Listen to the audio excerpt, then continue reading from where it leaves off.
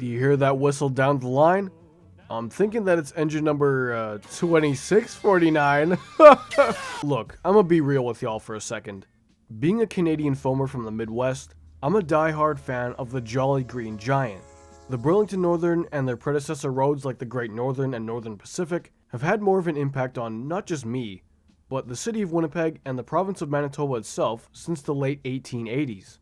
The Santa Fe, on the other hand, I have no connection with. I just didn't really know much about them till just recently, besides the Whittle shortline models I liked as a kid, and just being the other half of BNSF.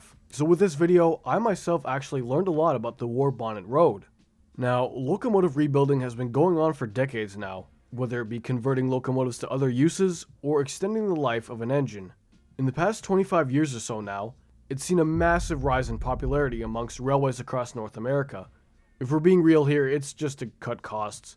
Railways don't like money going places other than the executive and shareholders' pockets, let alone to multi-million-dollar locomotive orders. A new GE Tier 4 GEVA will set you back about, let's say, a cool $3.5 million, and then multiply that by 100 or more for a fleet.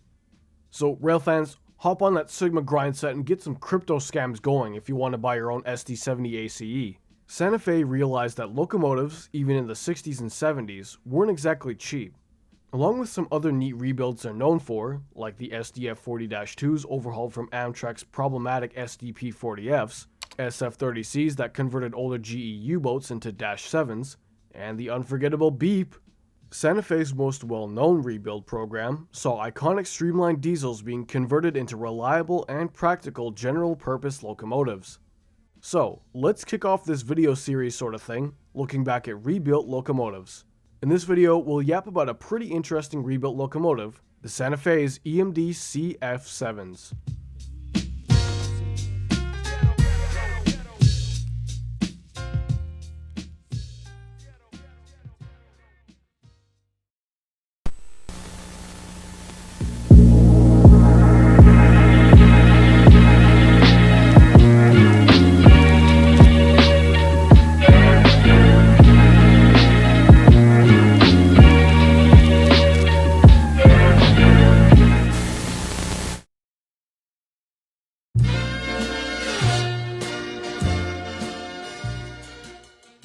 The history of the CF7 locomotive goes back to the mid to late 40s with the introduction of GM Electromotive's F7 model.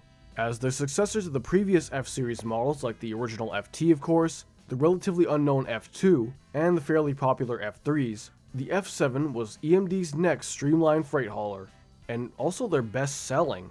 The F7s outperformed the predecessors and the successors in terms of sales. The name was chosen to match EMD's other models at the time like the 6-axle variants, the E7s, and the new at the time GP7s. That's why there's no F4, F5, or F6 models. Like most classic EMD models, these things were as reliable as one of those old Toyota pickups, being used by railroads across the nation from the 40s all the way into the 60s and early 70s. In some cases, like with Canadian National or Ontario Northland, they were being used as late as the mid-80s, and with the latter, ONR used FP7As from the early 50s all the way into the 2000s. That's insane. In total, over 3,000 F7s, with and without cabs, were built for roads like pretty much all of them that ended in Pacific, the Alaska Railroad, New York Central, Chesapeake and Ohio, Wabash, and even the NDM down in Mexico. And of course, in the case of this video, the Atchison, Topeka, and Santa Fe. The F7s are well known for their beautiful and iconic streamlined design, and their reliability. Santa Fe rostered well over 150 of them. They ran well on both passenger and freight trains, for the most part. I'll get to that in a second. Now going forward in time, more locomotives came out that were more suited for freight use, compared to the covered wagon E and F units, while others were trading in the covered wagons back to GM, or keeping them on passenger duties, or just scrapping them. It seemed like the Santa Fe didn't want to give up on these workhorses. They ran well, and I guess Santa Fe wasn't in the mood, or better yet the position, to shell out cash for new locomotives from GM or GE. One problem is with the F units, especially in freight use. They're great for pulling trains forward, but for switching, you're not looking back at the freight cars you're coupling up to, you're looking back at the engine room.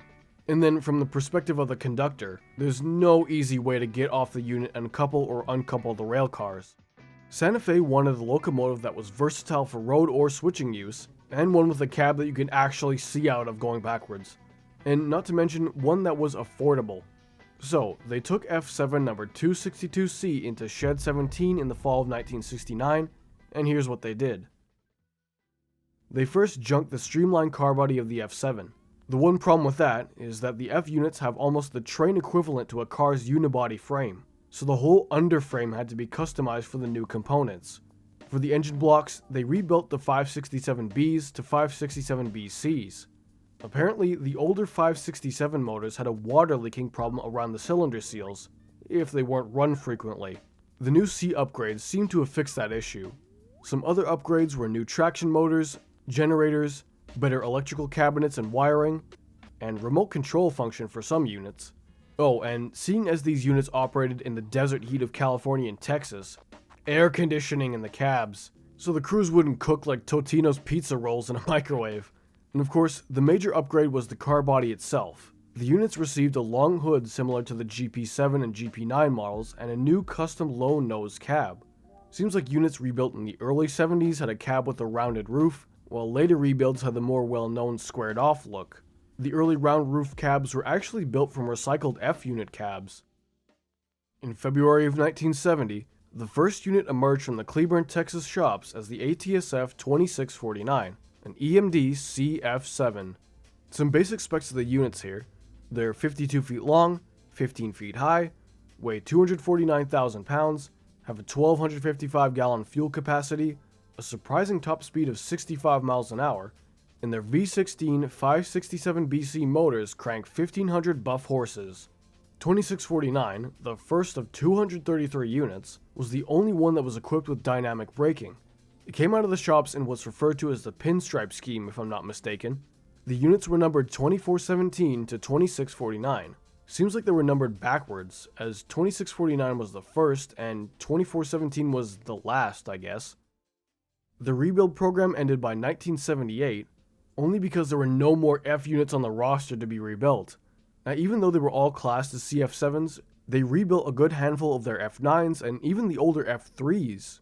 No FTs though. They were all gone by the time the rebuild program started, and no B units apparently. Santa Fe had successfully rebuilt units that ended up costing roughly $40,000 to $60,000 each, about half the price of a new locomotive at the time. Alright, with the history and specs out of the way, let's yap about what they actually did.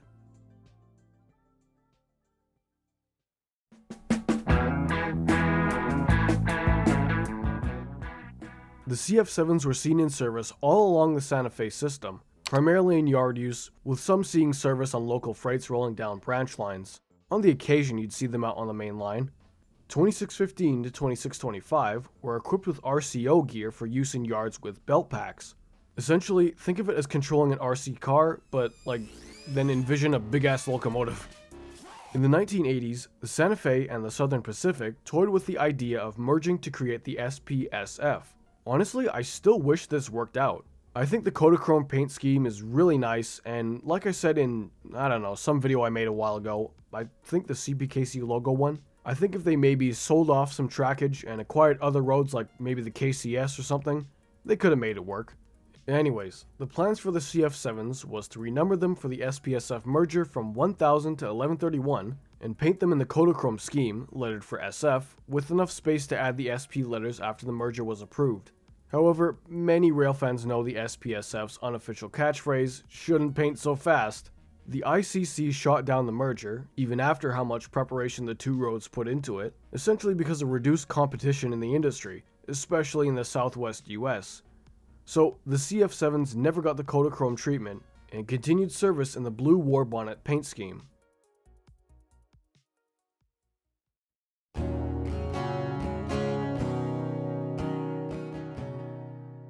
Despite the positives of the CF7s, railways were favoring higher horsepower locomotives, even when it came to yard switchers.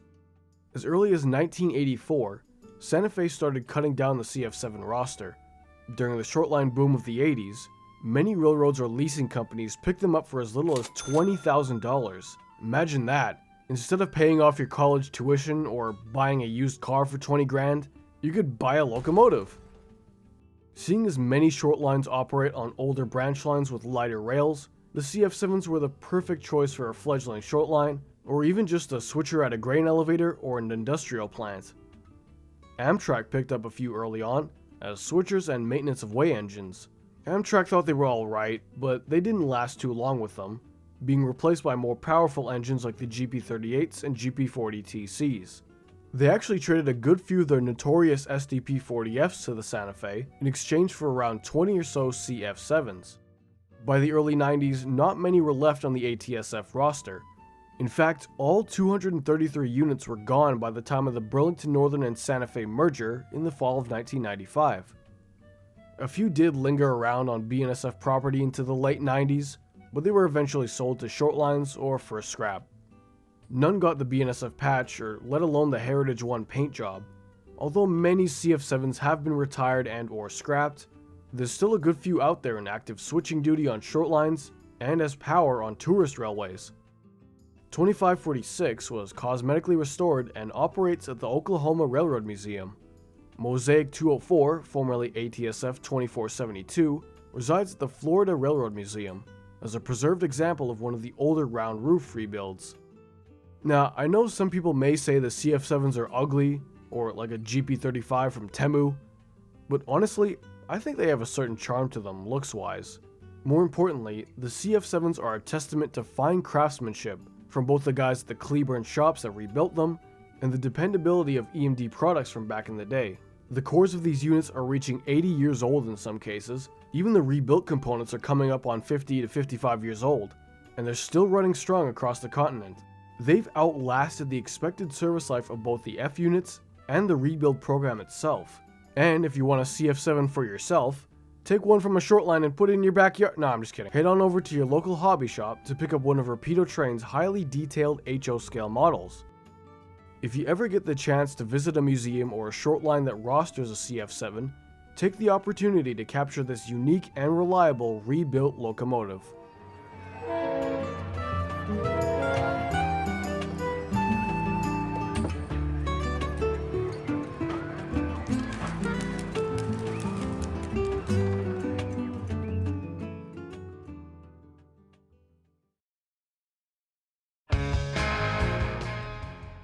Hey everyone, this is the Winnipeg Railfan. Thanks for watching the video.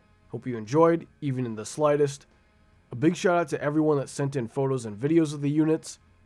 And of course, a shout out to the channel members listed right here. Your extra support means a lot to me and my dog. As always, subscribe for more mediocre train content coming soon. And you know the drill by now. Be nice in the comments, don't diddle kids, don't derail trains for clout. See you next Tuesday.